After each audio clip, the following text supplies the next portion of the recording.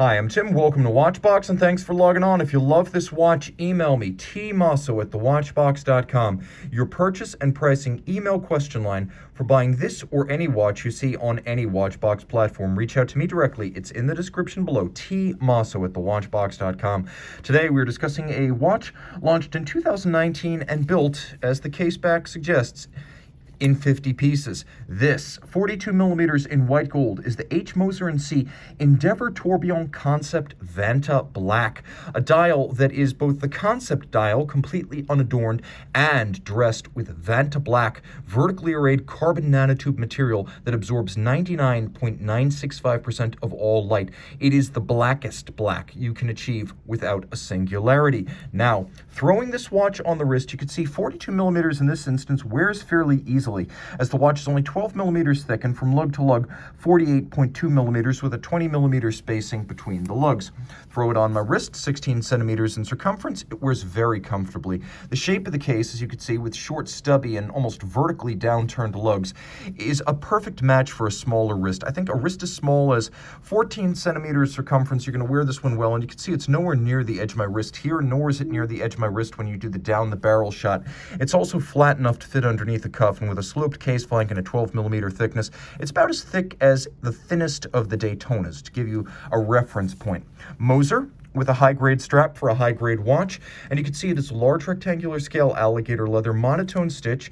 It has a sheer-sided cut, so you can see the layers of leather. It is lightly bolstered to give it some volume, then has a wonderful suede on the underside in a vivid red. You can see this is a brand new Moser factory strap, so you will be the first to crimp or gouge it, and you will do so with this, a full white gold deployment clasp. Now, this is not something Moser includes on all watches, including all flagship and complication watches, so to get the full clasp, that insurance against accidentally dropping your watch, that is a real value adder, and you can see it's done nicely with a combination of polish and satination.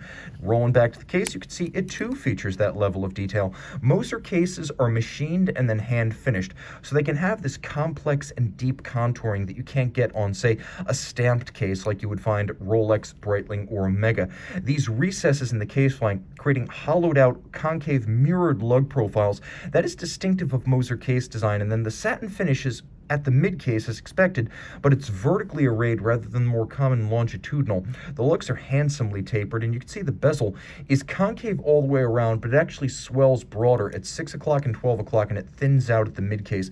It is a very fluid form. You can even see the case back features a cambered or arced sapphire to better fit on your wrist, a simple conical Moser branded crown, and underneath the sapphire you have that extraordinary Vantablack material. Truthfully, it doesn't pick up on camera.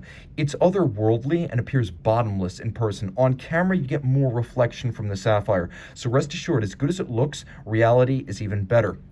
The hands are also easy to see. They are faceted and polished leaf hands, and normally it can be difficult to see this kind of a hand on a black base, but because the base is so black, these hands actually pop. Legibility is excellent. Let's get as close as we can. I'm going to move right up to my camera and show you the flying tourbillon. Note the attention to detail as the upper tourbillon carriage has been blackened to match the dial. Now, this is a flying tourbillon with no upper bridge to block your view of the mechanism. It is a 1-minute tourbillon, effectively substituting for the seconds hand, and it is a 21,600 vibration per hour beat rate, so it has a nice stately chug, faster than a pocket watch, but standard than a modern high beat. Now you can see that it is doubly free sprung, with each stud actually held by a separate holder 180 degrees apart. So you have two hairsprings, and the end of each hairspring is 180 degrees apart from the other. The idea being that given that they are flat hairsprings with asymmetrical, non-centered mass, when in a certain position, one of them is always going to run fast, and the other, because it is directly opposite and physically identical, is always going to run slow. So as one runs fast, the other runs fast, the other one runs slow. As a result, because the hairsprings are 180 degrees out of phase, they will always cancel out each other's error, restoring the original Breguet principle of the tourbillon as an organ of accuracy. And this watch does provide that chronometry and beauty both.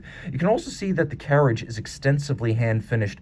Look at the black polish of the stud holders, even the stud anchors themselves. Attention to detail is outstanding. Fundamentally, you're looking at a sports watch movement architecture, which means it's nice and tough inside. 30 meters water resistant, so it's not a swimmable sports watch, but with a bidirectional winding magic lever system, it has a very tough winding mechanism with a broad central bearing. Bearings are also used on the underside of the tourbillon carriage for durability. All the bearings in here are unlubricated ceramic for long-term durability and minimal maintenance. Bidirectional winding, 3-day power reserve, and as you can see, it features a number of high-end finishing techniques, including blackened screws, double-crested Côte de Genève. That double stripe is distinctive of Moser. Satinated wheels, and you can see that the barrel arbor is actually held in a golden chaton fixed by blued screws, and that is a nod to the pocket watch era of Moser watchmaking in the 19th and early 20th century. You can also see that there is satination as well as media blasting on the rotor itself. A glorious piece, and again, a 3-day power reserve. Reach out to tmosso at thewatchbox.com for purchase and pricing details.